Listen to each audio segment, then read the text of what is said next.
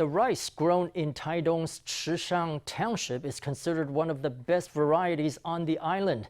In the countryside of Taitung, a young farmer has found an innovative way to sell this rice to all four corners of the world. This person is Wei Jui-ting, a rice farmer who's incorporated blockchain technology into his rice paddies and is using his success to help his Hakka community. Let's meet him in our Sunday special report.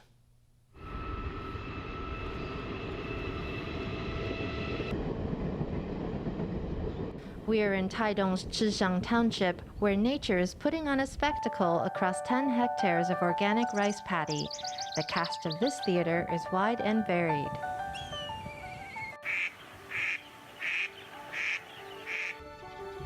Javan mynas hop in from the south. From the north, an Indian spot-billed duck paddles along. This place is also the stomping ground of a Class II protected species, the common pheasant. Cameras in the field capture every moment, and it's all for customers to see.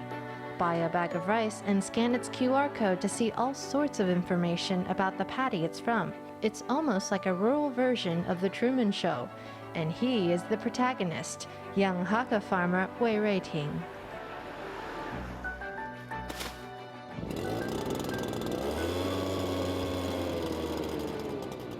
From fertilizing to transplanting seedlings, he's the one behind all the operations. But 12 years ago, he never would have guessed he'd go back to the countryside to work the land with his parents.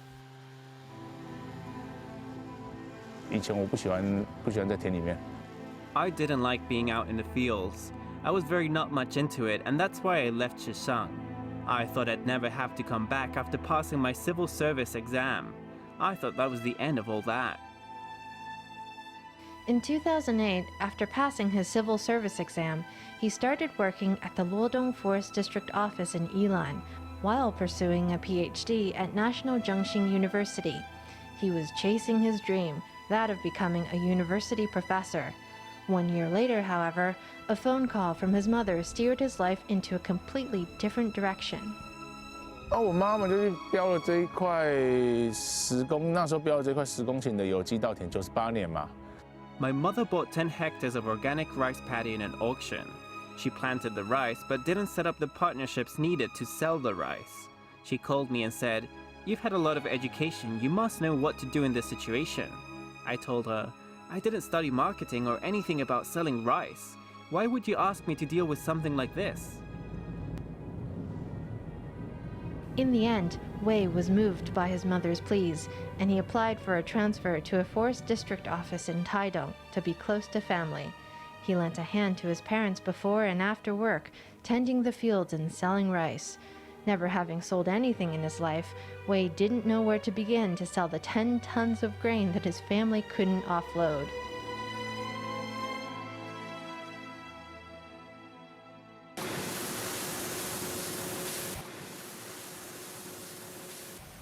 All that grain, husked and separated, could yield 15,000 bags of grade A rice. Wei tried to sell it to rice companies, to no avail. He decided to travel north with his cousin to sell the rice at a market in Taipei. 刚开始第一次要出门，带了大概也是60-70包，但很少。 The first time we hit the road, we took 60 or 70 bags of rice. Not a lot. I thought I'd just try to sell that. But by the end of the 2 days, barely anybody had bought any. We only sold about 6 bags. Chishang rice is a renowned brand, so the rice should have sold like hotcakes. After selling only 6 bags of his rice, Wei did some investigation to determine a reason. 因为池上那时候已经充斥着光池上米这3个字。 It was because the market was full of Chishang rice that contained mixed grain from here and there thrown in as filler, so consumers were losing some trust in Chishang rice. It was then that Wei decided to try and win back consumers' trust. He turned to Facebook, which at the time was a rising social media platform. Wei thought he may as well use it to show consumers what truly goes on in the fields. 所以开始在脸书上把我每天在田里面做的事全部都上传。 Every day I posted the things we had done in the fields on Facebook. That way, if you wanted to buy my products, you'd be able to see for yourself and get a clearer understanding of where it all comes from. It was like turning production into a show that consumers could follow on Facebook. Wei kept a photojournal on Facebook to show consumers the reality of working the fields. He only got 5 or 6 likes per post in the beginning, but eventually that gave way to hundreds of views and shares. Then the unimaginable happened.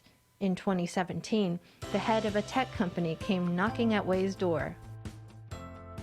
他们的执行长就王俊凯嘛，那他就说在脸书上也看到，哎，你用这种方式。The CEO, Darren Wang, saw what I was doing online. He said, this thing you're doing to promote your rice is actually very similar to a technology called blockchain. What do you say to integrating this technology to let the whole world know about your rice? 这个是去太阳能板，然后它的资料传这里，然后要送一个 WiFi 送回去云端，所以它所有东西就是全部上云端。所以我们就进到这里的时候，就可以看到从环境资料。When you go into this section, you can see all the environmental data. The data from each of the harvests is here and gets updated every 2 hours. In this traceable food blockchain, you can't make any modifications. If you want to alter something, you have to add a second item explaining the changes to a previous one.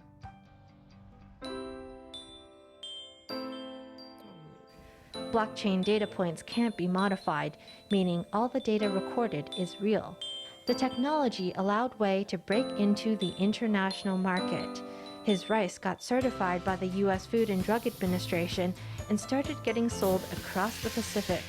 Over in Europe, it was even served at the Pope's dining table in Vatican City.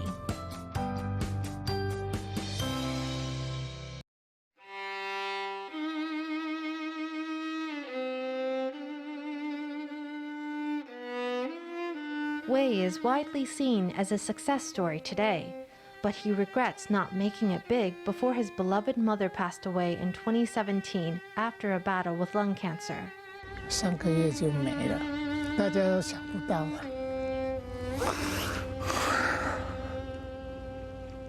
我妈要走之前就有提到说 Before she left us, she said, if you end up making money, you should use it to help our community. After all, everyone is helping us, so we should also help our society.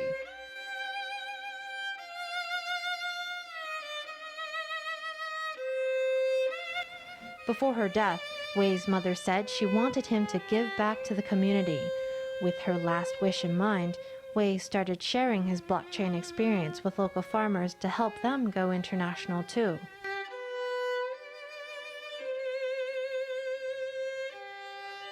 Alia是总督田丰的该微型气象站，其他要受安尼的气候，温度，因为你帮助小农啊，小农。When you help small farmers, you're helping the community.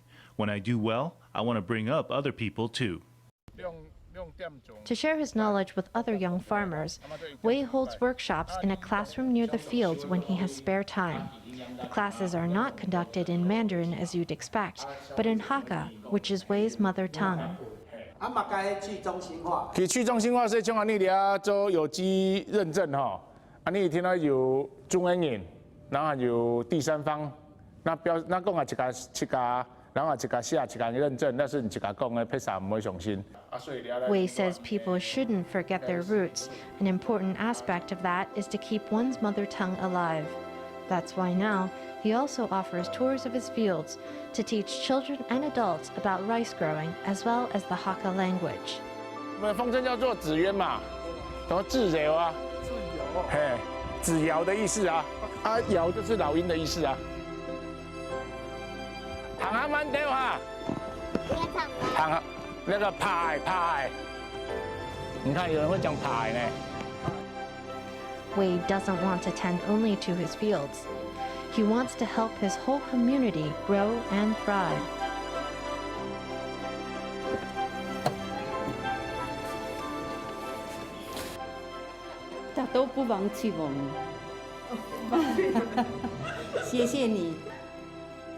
Every month, he donates rice to a local nursing home. For Wei, spiritual fulfillment is more important than material gain. He says it is all for his mother watching from the heavens. 你有没有什么话想要对妈妈说的？跟他说什么话？跟他说该做的都做到了，应该下辈子还有机会的话再回来就当那个母子之类的。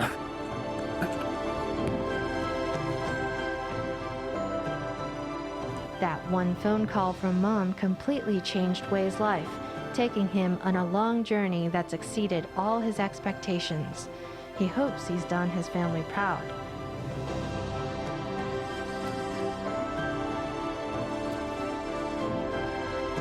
Though his mother is gone, he plans to keep her spirit alive as he helps their business and community prosper for years to come.